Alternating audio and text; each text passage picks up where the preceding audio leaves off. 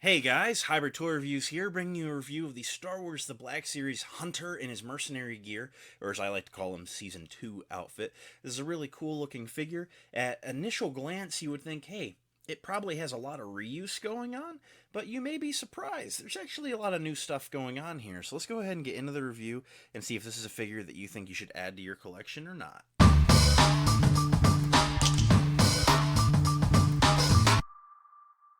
Alright, let's go ahead and take a look at the packaging. This is your standard Black Series plastic-free packaging. Thankfully, that's going away soon.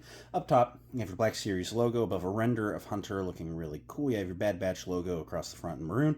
Hunter, Mercenary gear. Warning, 4 plus Hasbro plastic-free packaging. This side of the box features some cool artwork of Hunter. This side of the box features Black Series logo and then a render of the figure and all his accessories, indicating that he stands at exactly 6 inches of height. He has plastic-free packaging logos underneath because, of course, he does. Wasn't that a great idea, Hasbro? Around back, you have your Black Series logo, the render of Hunter, again, his name, that he's in his mercenary gear. Bio about him in varying languages. Pause and read whichever language best applies to you.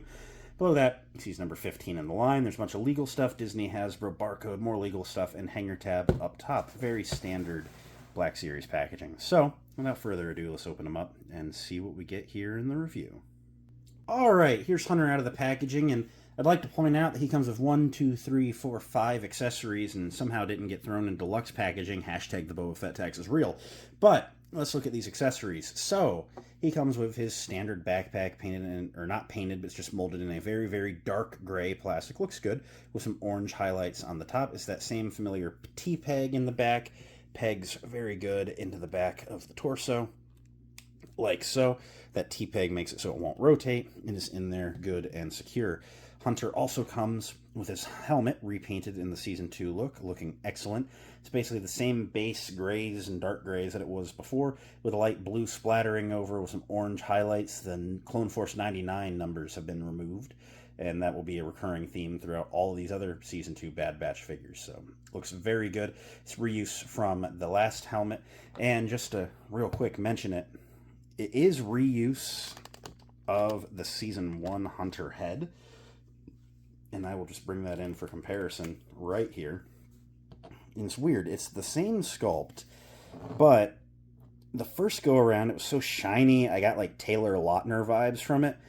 I'm still not liking this new head sculpt. I'll openly say I don't like it. Hunter doesn't look disfigured. He looks like a normal clone with long hair and a face tattoo, so this should really be a Tamura Morrison likeness, but I'll give him a pass.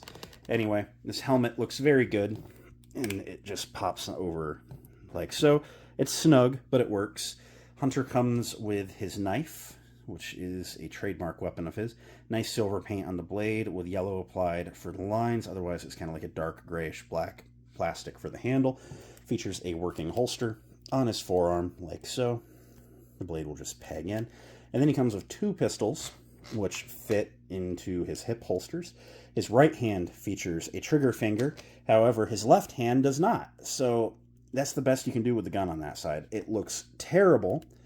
Yet again, Hasbro has screwed us on a dual-wield pistol guy, but I'll show you the fix. You go in with a nice sharp razor knife of your choice, and you can just cut the index finger loose, which then allows you to wedge it into the trigger guard.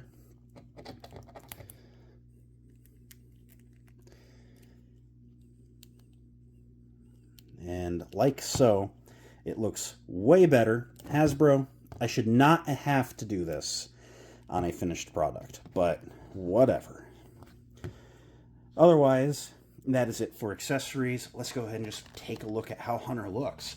So, I'll bring in the original one for comparison purposes, but this guy, he picked a really cool Season 2 design, I gotta say.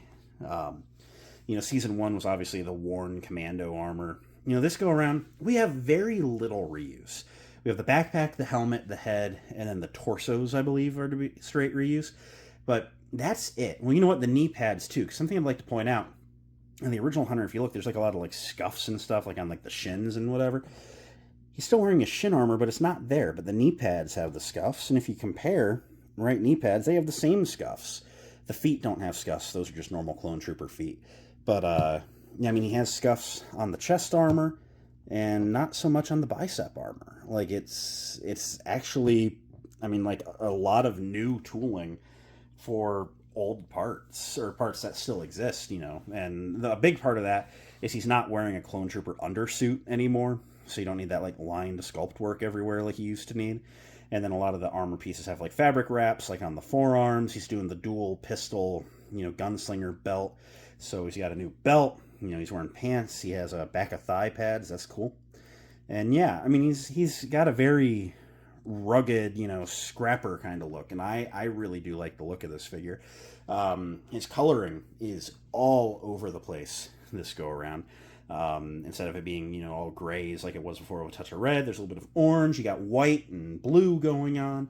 I mean, he had some Skittles. He got the taste of the rainbow in him this go around, because he's all over the place. But it's a very cool design. I do like it. I'll openly say I like it more than Season 1 Hunter. It's just a very interesting thing to look at. Spinning him around back, even around back, you still have a lot of color going on. I mean, it's a good looking figure through and through. To do some articulation, I'll show with the helmet on. You can only look that far up, that far down, side to side, and get some pivot. The pivot's good.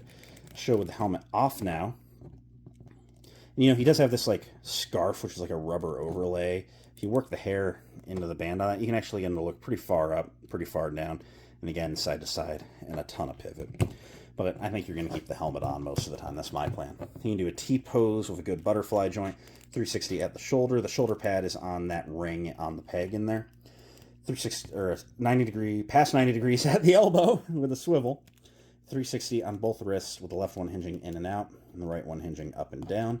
Features a mid-torso ball joint. Allows him to crunch that far forward, that far back, side to side, and get some good, really good pivot in there. His legs can kick that far out. The straps for the holsters just slide down, so that works nice. They can go that far forward, not much back. There's an upper thigh rotation with a single jointed knee that can go a little past 90 and rotate. His feet can point basically straight down, decently far forward, and there's a forward-facing peg with a rocker, allowing you to get him in some decent stances with both feet flat on the ground. Excuse me. To do some size comparisons, here he is next to the Bad Batch Captain Rex, the Clone Commando, Season 1 Echo, Season 1 Tech, Season 1 Wrecker. Can you tell that Hunter's the first one I've opened? And while I do have the rest of the team on hand, I'm waiting to go pick up Omega from a local shop. So here's Season 1 Omega as well. All in all, I feel with these new parts and everything, Hunter still scales very well with his teammates, and he looks really good, all said. So, end of the day, what do I think of the Black Series Mercenary gear, or otherwise Season 2 Hunter? I really like this figure. He's a lot of fun to pose. I've been just having a lot of fun between takes, articulating him and getting him in different poses. This is a fun one here, one hand on the knife, one pistol out. And I'm really digging it. I wish we got a better likeness on it. It shouldn't look like Taylor Lautner. It should look like Tamura Morrison. But otherwise, pop that helmet on there. It's still a really fun figure. It's a good one for the collection. I will say, I know some people don't like these, that they'd rather just have the Season 1 looks. I understand and accept that. However, I'm going to keep both of them in the collection. I'm going to start a Bad Batch shelf of these guys, and the Season 1 ones are just going to go get put on the Clone Trooper shelf.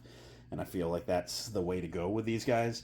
I'm really happy with them. I recommend them. If they're in any way interesting to you, I'd say go get them. I think they're more interesting than the Season 1 appearances. However, I understand the Season 1 appearances are iconic. So, it's a two-way street on these. But yeah, I recommend them. If they're catching your eye, I think you'll be happy with them. And that's really what I got to say here. So thanks for watching. It means a lot that you did. If you enjoyed, you should leave a like, comment, subscribe, all that end of video stuff. You guys know the drill. I'm going to go get to work on some other reviews. So until next time, may the Force be with each and every one of you, and goodbye.